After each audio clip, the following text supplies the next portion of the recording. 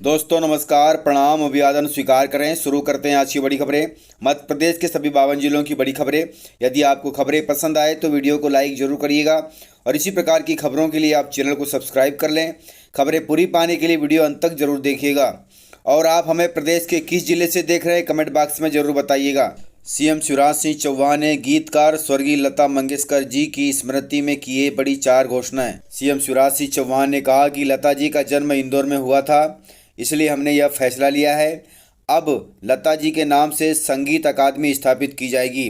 संगीत महाविद्यालय जहां बच्चे सुरों की साधना कर सकेंगे।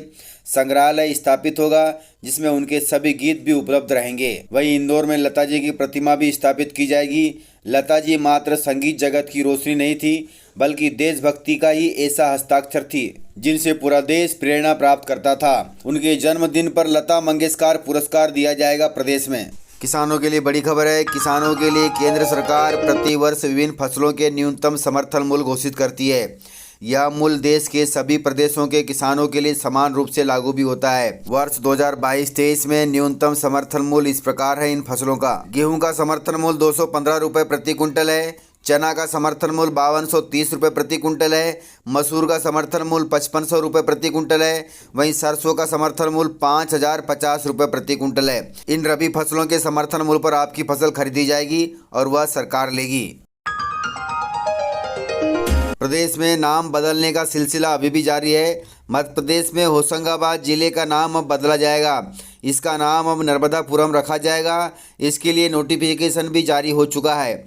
आज नर्मदा जयंती पर सीएम शिवराज सिंह चौहान करेंगे इसकी औपचारिक घोषणा। होशंगाबाद का नाम नर्मदापुरम करने का नोटिफिकेशन जारी हो चुका है। सीएम शिवराज सिंह चौहान 8 फरवरी को नर्मदा जयंती पर नर्मदापुरम नाम रखने की औपचारिकता पूरी करेंगे। पिछले साल नर्मदा जयंती पर सीएम शिवराज सिंह चौहान ने होशंगाबाद का नाम नर्मदापुरम रखने की घोषणा की थी। अब उसी घोषणा को पूरा करते हुए यह काम किया जाएगा। किसानों के लिए बड़ी खबर है। प्रधानमंत्री किसान सम्मान निधि की राशि इन किसानों को नहीं मिलेगी। 11वीं किस्त आने वाली है। 11वीं किस्त का पैसा इन किसानों को नहीं मिलेगा। इसको लेकर बड़ा अपडेट सामने आया है। यदि आपके खाते में अभी तक 10वीं किस्त का पैसा नहीं आया है तो आपको अपने बैंक डिटेल या फिर आवेदन फॉर्म में दर्ज जानकारी को एक बार पुनः जांच लेना चाहिए और उसमें गलती होने पर सुधार भी करना चाहिए। नहीं तो आपको 11वीं किस्त का पैसा नहीं मिलेगा। ध्यान रखिएगा, यदि आपका 10वीं किस्त का पैसा नहीं आया है तो 11वीं किस्त का भी पैसा नहीं मिलेगा। जब तक कि आप अपने आवेदन में सुधार नहीं करते, अपने बैंक अकाउंट में सुधार नहीं करते, तब तक आपको इस 11वीं किस्त का लाभ नहीं मिलेगा। आपको बता दें कि प्रधानमंत्री किसान सम्मान निधि की 10वीं किस्त 1 जनवरी 2022 को आई थी और 11वीं किस्त अप्रैल 2022 में आएगी। इसलिए 11वीं किस्त का भी लाभ लेना है तो ज़रूर अपने आवेदन में सुधार कर लें और योजना का लाभ लें। प्रधानमंत्री फसल बीमा योजना से खुद को बाहर करने की तैयारी में महाराष्ट्र। कई राज्य पहले ही कर चुके हैं इस योजना से किनारा। कहा जा रहा है कि इसमें योजना का लाभ तुरंत नहीं मिलता। महाराष्ट्र प्रधानमंत्री फसल बीमा योजना से बाहर निकलना चाहता है। बताया जा रहा है कि राज्य सरकार किसानों के लिए अलग से बीमा कंपनी की स्थापना करने की तैयारी में है, क्योंकि इसके लिए लगातार किसानों द्वारा सुझाव भी दिए जा रहे हैं। इसी को देखते हुए अब महाराष्ट्र प्रधानमंत्री फसल बीमा योजना से बाहर होना चाहता है और अपने राज्य में किसानों के लिए नई योजना बनाना चाहता है। देश के किसानों को प्राकृतिक आपदा, मौसम एवं अन्य कारणों से हुए फसल के नुकसान की भरपाई के लिए प्रधानमंत्री फसल बीमा योजना का प्रावधान रखा गया है। इसके तहत किसानों को फसलों का नुकसान होने पर उन्हें मुआवजा दिया जाता है। यह योजना केंद्र सरकार द्वारा चलाई जा रही है, पर आज तक कई ऐसे राज्य हैं इस योजना से खुद को बाहर कर रहे हैं।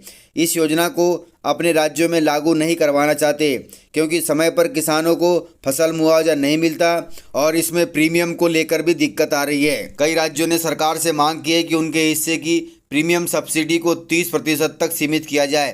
पहले गुजरात, आंध्र प्रदेश, तेलंगाना, झारखंड, पश्चिम बंगाल और बिहार प्रीमियम सब्सिडी की लागत का हवाला देते हुए इससे बाहर हो चुके हैं। मध्य प्रदेश और तमिलनाडु ने भी कई जिलों में बील्ड फार्मूला अपनाया है। इस प्रकार से कई राज्य सरकारें प्रधानमंत्री फसल बीमा योजना से बाहर होना चाहती है, क्योंकि बहुत सारी इसमें दिक्कत आ रही है। बिजली बिलों को लेकर बड़ी खबर है। सीएम शिवराज सिंह चौहान को पत्र लिखकर मांग की है बिजली बिल में कमी करने की।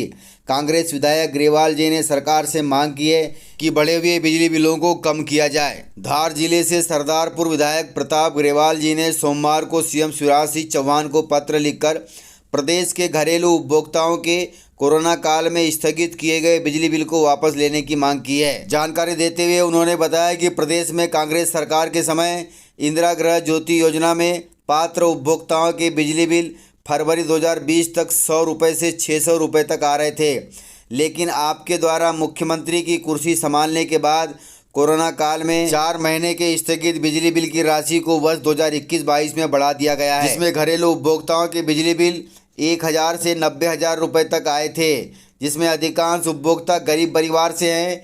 श्री ग्रेवाल ने पत्र में लिखा है कि प्रदेश में जब कांग्रेस सरकार थी और आप विपक्ष में थे तो उस समय आपके नेतृत्व में प्रदेश की राजधानी भोपाल में दिसंबर माह में बढ़े हुए बिजली बिल के खिलाफ विरोध प्रदर्शन हुआ था। तब आपने 100 रुपये से ज़्यादा के बिजली बिल नहीं भरने की बात कही थी और आपके द्वारा कहा गया था कि प्रदेश की जनता को बढ़े हुए बिजली के बिल नहीं भरने दिए जाएंगे।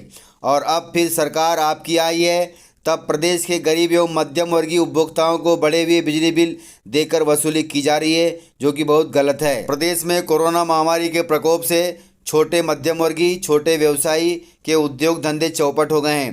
प्रदेश के घरेलू उपभोक्ताओं को कोरोना काल में स्थगित किए गए बिजली बिल कोरोना काल के बाद पुनः बढ़ाकर दिए जाने पर बढ़े हुए बिजली बिल उपभोक्ता के हित में वापस लिए जाएं, ताकि घरेलू उपभोक्ताओं को राहत मिल सके। तो इस प्रकार से कांग्रेस विधायक जी ने बढ़े हुए बिजली बिल को वापस लेने की मांग सरकार से की है और उसके लिए भी पत्र लिखा है। अब शिवराज सरकार इस पर क्या संज्ञान लेती है वह देखना होगा। गेहूं खरीदी के लिए पंजीयन की दिक्कत हो रही है किसानों को। रायसेन जिले से खबर है, रायसेन में गेहूं खरीदी के लिए रजिस्ट्रेशन शुरू हो गए हैं। 50 रुपये शुल्क देकर किसान 5 मार्च तक कॉमन सर्विस सेंटर पर अपना पंजीयन करा सकते हैं। प्रदेश के साथ ही रायसेन जिले में भी समर्थन मूल्य पर गेहूं खरीदी के लिए सोमवार से पंजीयन शुरू हो गए। पंजीयन 5 मार्च तक किए जाएंगे। किसानों ने पंजीयन केंद्र पहुंचकर पंजीयन कराया, लेकिन उन्हें इस दौरान भी कठिनाइयों का सामना करना पड़ रहा है, क्योंकि जिन किसानों ने अपना मोबाइल नंबर अपडेट नहीं कराया है, खाते से लिंक नहीं कराया है, उन किसानों के पंजीयन में दिक्कत हो रही है। इसलिए आप सभी अपने मोबाइल को आधार से लिंक करा ले, खाते को अपडेट करा ले। इस बार किसानों को नई सुविधाएं दी जा रही है। किसान किस सेंटर पर अपनी उपज बेचना चाहते हैं, किस तारीख को फसल लेकर आना चाहते हैं, यह सब तय करने की सुविधा किसानों को दी गई है। पिछले वर्ष का रजिस्ट्रेशन मान्य नहीं होगा, किसानों को नया रजिस्ट्रेशन कराना होगा। नए सिरे से पंजीयन की प्रक्रिया शुरू की जा रही है।